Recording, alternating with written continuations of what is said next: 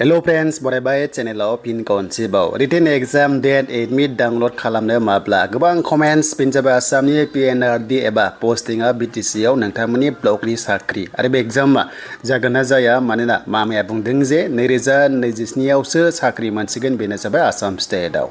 दा नोंथांमोना जायफ्रा नैबे बड' जब इनफो इउटुब चेनेलाव फैनानै मोजां मोनदों लाइक खालामनो दाबाव कमेन्ट्स खालामनो दाबाव आरो जाय नोंथांमोना चेनेलाव दासिमबो साबस्क्राइब खालामाखै खालामना ला जाहाथे लेटेस्ट आपडेट नोंथांमोना बर' रावजोंहाय मोननो हायो दा जों एडमिटखौ बोरै मोनगोन बबेयाव जोङो डाउनलड खालामनांगौ बिनि सायाव गुवारै भिडिअ लाबोदों जाहाथे बयबो नोंथांमोना आन्दाया दा गोबाव खालामा जों थांनो पर्टेलाव दा जोङो PNRD नि पर्टेलाव फैबाय दा आङो गोबां खबर लागासिनो दङ बेनो जाबाय नोंथांमोननिया सर्टिंआ जोब्बाय अके स सर्टिं जोबजोब्बाय जास्ट एडमिटल' होनांसिगौ नाथाय एग्जाम सेन्टार दासिमबो फिक्स खालामाखै मानो होनोब्ला जरहाट बेनिफ्राय चराइदेवनि गोबां केन्डिडेट्स दङ बिथांमोना एग्जाम होगोन दा बिथांमोना फ्लाड जानायनि थाखाय एबा दैबानाजोंहाय भुगिनांनायनि थाखाय बिथांमोननि थाखाय दोनथ'नाय जादों बेखौ बिथांमोना डिपार्टमेन्टआ फोरमायदों जायफ्रा डिपार्टमेन्टआव मावो दा बेखायनो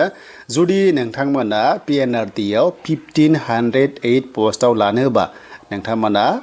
दानिफ्रायनो रेडि जादो पस्टिंआ किन्तु BTC आव 100% नोंथांमोना मोनगोन मानोना BTC आव GRS GPC बिनिफ्राय कम्पिउटार एसिस्टेन्ट गोबां पस्टआ खालि जाना दङ बेखायनो पस्टआ BTC आव गोबां दङ होननानै फोरमायदों बेखायनो नोंथांमोना पस्टिंखौ 100% मोनगोन आरो होम डिस्ट्रिक्टआव मोनगोन अके होम डिस्ट्रिक्टआव मोनो मानोना 15,000 सेलारिजोंहाय गुबुन डिस्ट्रिक्टआव थाहैनो हाया नाथाय नुनायाव जों 15,000 नाथाय बेनिफ्राय बारा मोनगोन जेब्ला ब्लक लेभेलाव साख्रि मावो नोंथांमोना लासै मिन्थिगोन जे सासे GRS GPCआ CA बेसेबां बेथन मोननो हायोबा बेसेबां खामायो अके दा जियानो जा बे मोनसे बाथ्रा थाबाय दानिया नोंथांमोना एक्न'लेजमेन्टखौ प्रिन्ट खालामनोबा बाव क्लिक खालामनांगौ आरो एडमिटखौ बावनो नोंथांमोना रिलिज खालामनाय लोगो मोननो हागोन दासिमबो गथ'वाखै एडमिटआ अब्लाबो बे टिराव खनसे क्लिक खालामबा नोंथांमोना एक्न'लेजमेन्ट डाउनलड खालामनानै लानो हागोन नै दा बेखौ डाउनलड खालामनोबा नोंथांमोना मा खालामनांगोन आईडी दङना जेब्ला एप्लाइ खालामदों बावहाय रेजिस्टार आईडी दङमोन बेखौ होनांगोन फन नाम्बारखौ होनांगोन पार्टिखौ होनानै केपचा क'डखौ होनानै नोंथांमोना मा साबमिट खालामनांगोन अके देन साबमिट खालामनाय लोगो नोङो नोंनि गासैबो डिटेल्सखौ मोनफिनजोबगोन आरो जेब्ला एडमिट फैयो अब्ला नोंथांमोननि रेजिस्टार आईडीखौ होनानै मबाइल नाम्बारखौ होनानै बार्थडे होनानैनो बाव जोङो डाउनलड खालामनांगोन दा सर्सआव मोननाय बादिब्ला सेप्टेम्बर लास्ट सप्ता नङाबा सेकेन्ड सप्ता अक्ट'बराव बे एग्जामा जागोन अके आरो लोगोसे दायो मा जादों जे बेनि साख्रिया बे कन्ट्रेक्टसुवेल नालाय थ' बे साख्रिखौ नोंथांमोना मोनगोन मानोना बे पस्टआ जोबोर गोनांथार आरो बे पस्टआ अलरेडि डिक्लेयार खालामखानायखाय एग्जाम जागोन आरो साख्रि मोनगोन बे बोसोरावनो बिनिफ्राय डिलिमिटेसन जादोंमोन ना बे ओरैबायदि जादों दा डिलिमिटेसन एरिया चेन्ज खालामनाय लोगो नैबे ब्लक अफिस अके दा हमना ला कुसुगाव ब्लकआव 36टा BCDC दङ बेनिफ्राय अदालगुरियाव 32टा BCDC दङ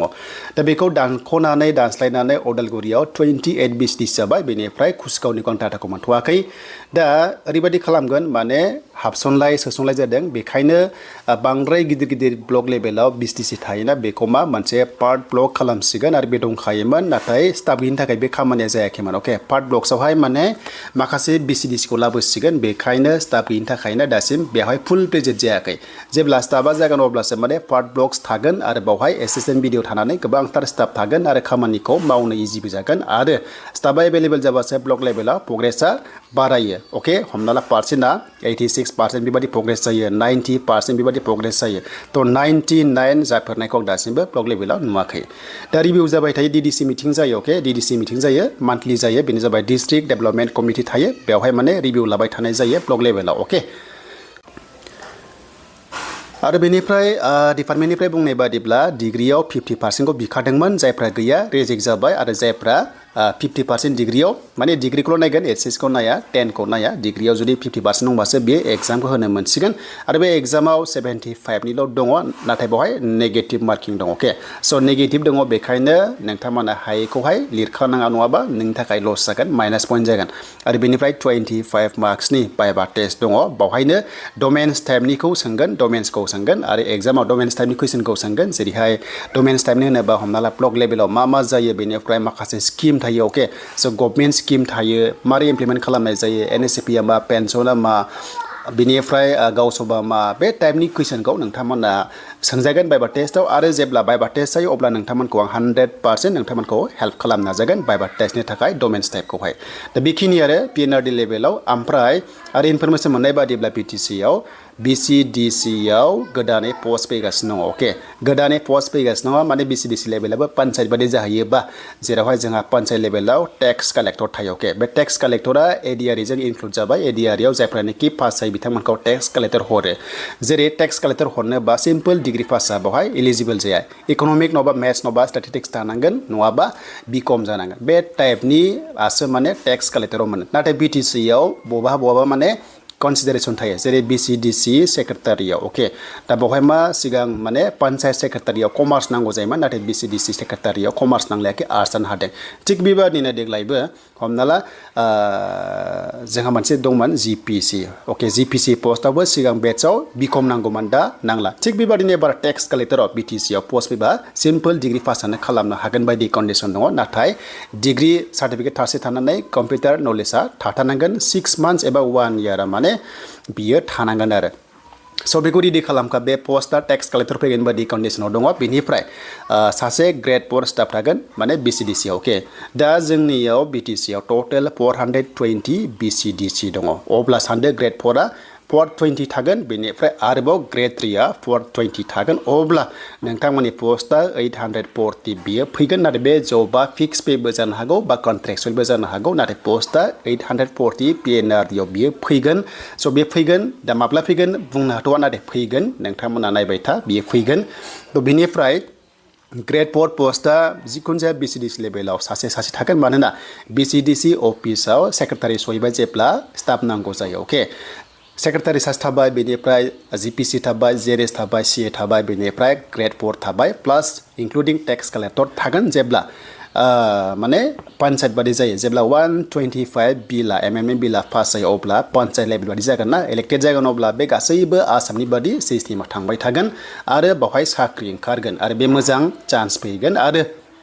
मोनसे BCDC आव 1 crore सेंक्सन जायोबा बावहाय खामानि मावनो मोनगोन फाइनान्शियल एभ्रि फाइनान्शियल इयाराव फोसावखाबाय 1 crore माने सेंक्सन जागोन आरो बावहाय गोबांथार खामानि जागोन मोनसे BCDC लेभेलाव दा MGNREGA अके MGNREGA गैला बन्द खालामनानै दा गोदान नाम चेन्ज खालामबाय बेनो जाबाय VBG रामजी खालामबाय जेराव बे मिसना 2047 सिम खामानि मावगोन बे VBG रामजी मिसना आरो जब कार्डआ पार डे 300 खालामबाय आसाम स्टेटआव बारायबाय सिगां